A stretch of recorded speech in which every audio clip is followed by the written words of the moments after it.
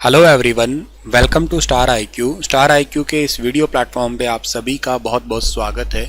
आइए आज 29 मार्च 2023 के हरियाणा करंट अफेयर इस पर्टिकुलर वीडियो में हम पढ़ने वाले हैं।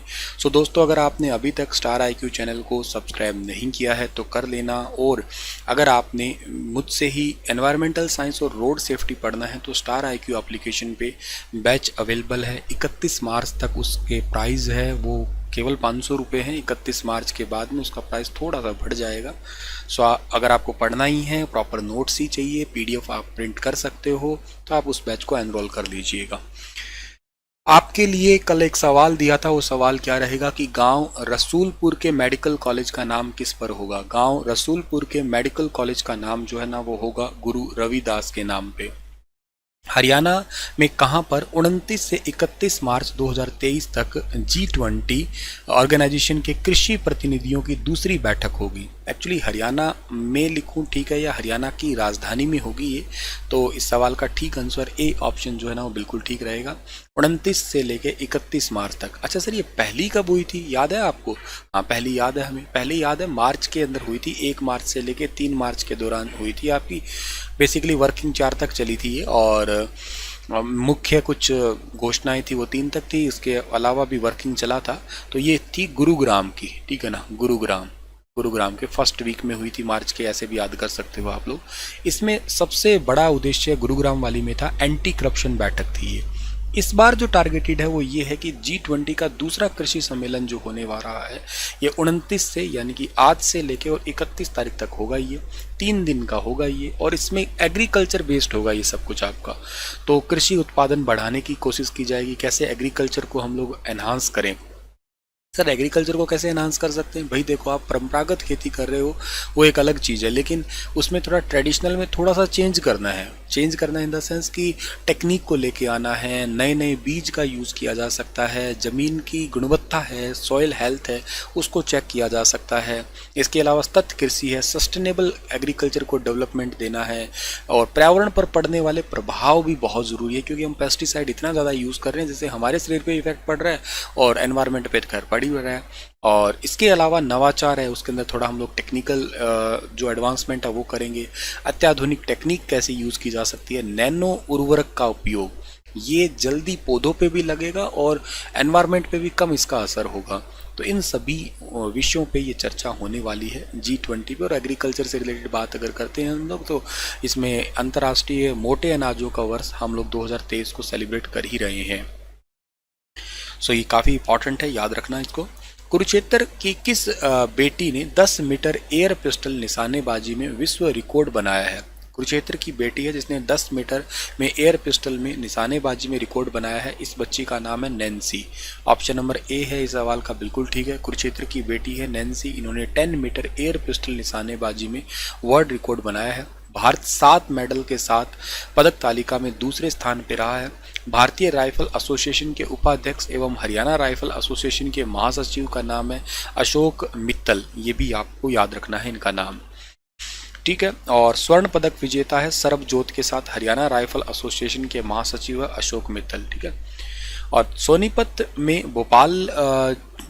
सोनीपत के जो है ना वो भोपाल में 21 से 27 मार्च तक हुए जो निशानेबाजी वर्ल्ड कप है उसमें प्रदेश के खिलाड़ियों ने शानदार प्रदर्शन किया और देश को दूसरा स्थान हासिल करवाया। इसमें 1 गोल्ड से टोटल 3 पदक जो है ना मिले हैं हरियाणा के खिलाड़ियों को अकेले, ठीक है। और हरियाणा की नैन्सी ने इस प्रतियोगिता में वर्ल्ड रिकॉर्ड बना दिया है। सो ये तो एक अपने आप में इंपॉर्टेंट क्वेश्चन हो ही गया है। अम्बाला के सरबजोत है, इन्होंने 10 मीटर एयर पिस्टल निशानेबाजी में एकमात्र गोल्ड मेडल जीता है। फरीदाबाद की बेटी रिदम सांगवान ने वरुण के साथ मिलकर एयर पिस्टल में सिल्वर मेडल जीत लिया। झज्जर की बेटी मनु भाकर ने 25 मीटर एयर पिस्टल में देश को कांस्य पदक जिताया। और हरियाणा के 3 खिलाड़ियों ने देश का मान बढ़ाया है आगे, ठीक है। ये प्रतियोगिता चीन के बाद में भारत ने दूसरे स्थान पे कब्जा किया और नैन्सी ने 10 मीटर एयर पिस्टल में वर्ल्ड रिकॉर्ड भी बना दिया। हाल ही में आयोजित राष्ट्रीय तलवारबाजी प्रतियोगिता में किसने गोल्ड मेडल अपने नाम किया है? राष्ट्रीय तलवारबाजी प्रतियोगिता में गोल्ड मेडल अपने नाम किया है प्राची ने। ऑप्शन नंबर ए इस सवाल का बिल्कुल ठीक है। स्पोर्ट्स पैशन के बारे में बात करें, घुटने के दर्द से लड़ते हुए भी राष्ट्रीय तलवारबाजी प्रतियोगिता में प्राची ने गोल्ड मेडल जीता है। पुणे के अंदर राष्ट्रीय स्तर पर यह तलवारबाजी प्रतियोगिता हुई थी। इसका आयोजन 25 मार्च को हुआ था। देश भर के खिलाड़ियों ने इसमें हिस्सा लिया था और इसी के अंदर ही जो है ना एक प्राची लोहान है, इन्होंने घुटने के दर्द के बावजूद भी एकल प्रतियोगिता के अंदर गोल्ड मेडल जीता है। सो ये पॉइंट आप लोगों के लिए याद रखना है। जींद जिले की ये लड़की है, ठीक है। हरियाणा के किस जिले की रिद्धि ने एनटीपीसी सीनियर नेशनल तीरंदाजी कंपटीशन में 60वां गोल्ड मेडल जीता है? एनटीपीसी सीनियर नेशनल तीरंदाजी कंपटीशन में 60 तक गोल्ड जीता है करनाल की रिद्धि ने, यानी कि ऑप्शन नंबर ए इस सवाल का बिल्कुल ठीक है। मेघालय के शिलोंग में कंपटीशन हुआ था और करनाल की रिद्धि ने 60वां गोल्ड मेडल जीता है एनटीपीसी सीनियर नेशनल तीरंदाजी कंपटीशन में। 8 साल की उम्र में इन्होंने निशानेबाजी का काम स्टार्ट किया था। 25 से 28 मार्च तक मेघालय के शिलोंग में तीरंदाजी ये प्रतियोगिता हुई थी। खेलो इंडिया में भी ऋतिक ने काफ़ी अच्छा काम किया था, इन्होंने गोल्ड मेडल जीता था, ठीक है, खेलो इंडिया यूथ गेम में। इन प्रतियोगिता में अगर बात करें तो साल 2014 के अंदर अंडर 14 है, उसमें आंध्र प्रदेश के विजयवाड़ा में गोल्ड जीत चुकी है। 15 में विशाखापट्टनम में 2 ब्रॉन्ज और अंडर 18 में सिल्वर और ब्रॉन्ज जीत चुकी है। 16 में आंध्र प्रदेश के तिरुपति में 3 गोल्ड, उड़ीसा भुवनेश्वर में अंडर 17 के मुकाबले में 2 गोल्ड और 2 सिल्वर, स्कूल नेशनल गेम में भी 4 गोल्ड और 1 सिल्वर जीत चुकी है ये। 16-17 में महाराष्ट्र में मेडल और फरीदाबाद में सीनियर नेशनल तीरंदाजी में भी ब्रॉन्ज मेडल जीत चुकी हैं अब से पहले रिद्धि। इसके अलावा 2017-18 में स्कूल नेशनल गेम में 2 गोल्ड और 1 सिल्वर, 18-19 में फिलीपींस एशिया कप में 2 ब्रॉन्ज और इसके अलावा 2018 में नई दिल्ली में आयोजित पहले खेलो इंडिया यूथ गेम में 8वां स्थान, पुणे में चौथा, गुवाहाटी में कांस्य और जो हरियाणा वाले पंचकुला वाले हुए थे उसमें तो गोल्ड मिल गया, तो बहुत इंपॉर्टेंट। और गुजरात की प्रतियोगिता में भी गोल्ड जीत चुकी है ये। हरियाणा के किस जिले की निवासी संदीप मोर ने राष्ट्रीय फेंसिंग चैंपियनशिप में सिल्वर मेडल जीता है? राष्ट्रीय फेंसिंग चैंपियनशिप में सिल्वर मेडल जीता है रोहतक ने। रोहतक के खिलाड़ी है संदीप मोर, इन्होंने, यानी कि ऑप्शन नंबर ए इस सवाल का जो है ना वो बिल्कुल ठीक रहेगा। हरियाणा के रोहतक के सन सिटी के रहने वाले हैं संदीप मोर, इन्होंने नेशनल फेंसिंग चैंपियनशिप में सिल्वर मेडल जीत लिया है और ये प्रतियोगिता 24 से 27 मार्च तक करनाल के अंदर हुई थी। हरियाणा की तरफ से खेलते हुए संदीप ने रजत पदक जीता है। इससे पहले भी नेशनल गेम्स में गोल्ड मेडल जीत चुके हैं। 400 मीटर दौड़ में गोल्ड मेडल हासिल कर चुके हैं। 19 में भारत की तरफ खेलते हुए 400 मीटर में दुबई में आयोजित वर्ल्ड चैंपियनशिप में 5वां स्थान इन्होंने जो है ना हासिल किया था। चलिए कुछ पुरानी यादें आपके साथ शेयर करते हैं, मतलब रिवीजन करवाते हैं आपको। तो चौधरी चरण सिंह हरियाणा कृषि विश्वविद्यालय ने किस जिले के मुकेश को किसान रत्न अवार्ड दिया? तो ये सिरसा के रहने वाले हैं। महिला हॉकी टीम की उप कप्तान कौन बनी है? महिला हॉकी टीम की उप कप्तान नवनीत कौर बनी है।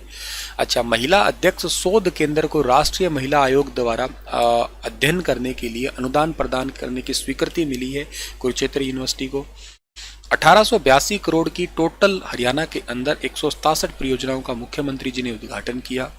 विटामिन डी की कमी को खोज करने के लिए हरियाणा सेंट्रल यूनिवर्सिटी है, ये रिसर्च करने वाली है। हरियाणा खेल विश्वविद्यालय के पहले कुलपति बने हैं एस.एस. देसवाल। हरियाणा में भारतमाला प्रोजेक्ट के तहत कितने नए नेशनल हाईवे बनेंगे? टोटल 3 नए नेशनल हाईवे बनेंगे।